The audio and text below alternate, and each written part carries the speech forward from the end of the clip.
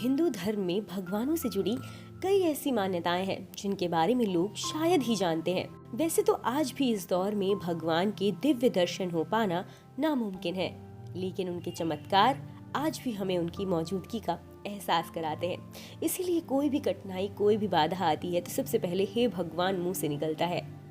ऐसे ही एक चमत्कारी मंदिर के बारे में हम आपको बताने वाले हैं, जो है प्रयागराज के संगम तट पर स्थित लेटे हनुमान मंदिर, जहां भक्तों को उनकी मौजूदगी का एहसास होता है।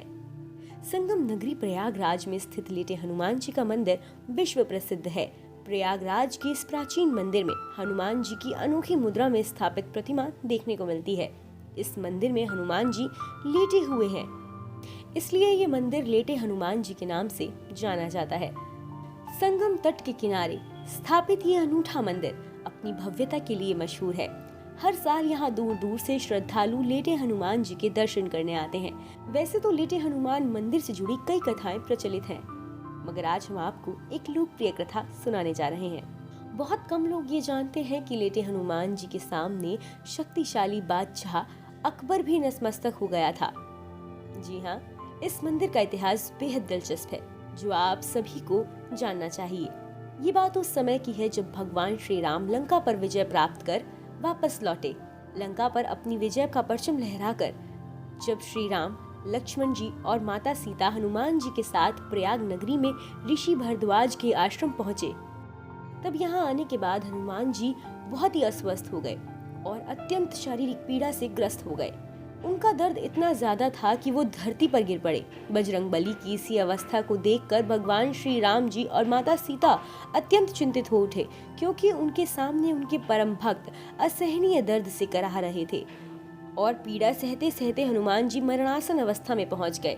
प्रभु को उनके प्राण बचाने के लिए कोई तो मार्ग अपनाना ही था। तभी माता सीता को एक उपाय सूझा और उन्होंने अपने सिंदूर को औषधि के रूप में इस्तेमाल किया। माता सीता ने मरणासन अवस्था में पहुंचे हनुमान जी पर लाल सिंदूर छिड़क दिया। सिंदूर पड़ते ही चमत्कार हो गया। हनुमान जी पीड़ा मुक्त हो गए और उनकी उखड़ती सांसें वापस लौट आई। तो ये थी प्रयागराज के लेटे हनुमान जी की कहानी। माता सीता ने चुटकी भर सिंदूर से हनुमान जी का इलाज किया। ये कहानी यहाँ का हर एक व्यक्ति जानता है। आज भी यहाँ लोग लेटे हनुमान जी को सिंदूर चढ़ाते हैं और अपनी भक्ति और श्रद्धा उनके सामने दिखाते हैं। कई बार इस मूर्ति को यहाँ से खड़ा करने की भी कोशिश की गई, लेकिन मूर्ति टस से मस नहीं हुई। तब हार कर लोगों ने इसी मुद्रा में हनुमान जी को अपना लिया और उनकी पूजा अर्चना करने लगे। मुगल शासनकाल के दौरान लुटेरे औरंगजेब ने सैकड़ों सैनिकों की सहायता से बजरंगबली की लेटी हुई प्रतिमा को यहाँ से हटाने की बहुत कोशिश करी, लेकिन वो भी असफल रहा।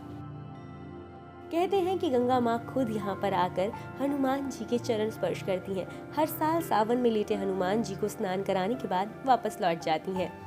कहा जाता है कि गंगा नदी का स्तर तब तक बढ़ता रहता है जब तक कि गंगा माँ हनुमान जी के चरण स्पर्श नहीं कर लेती। चरण स्पर्श के बाद नदी का स्तर अपने आप गिरने लगता है और नदी सामान्य स्थिति में आ जाती है। यहाँ नदियों के बहाव के कारण कभी कोई नुकसान नहीं होता, लेकिन इस दौरान मंदिर के कपाट बंद रहते हैं और जब गंगा अपने वापस सामान्य स्तर पर पहुंच जाती है, तब यहाँ के कपाट आम श्रद्धालुओं के लिए खोल दिए जाते हैं और विधिवत तरीके से पूजा की जाती है। यहाँ हनुमान जी के केवल दर्शन मात्र से ही भक्तों की मनोकामनाओं की पूर्ति होती है। यही इस मंदिर की सबसे बड़ी विशेषता है। ऐसे ही धार्मिक और पौराणिक कथाओं के लिए सब्सक्राइब कीजिए भक्ति रस को। नमस्कार।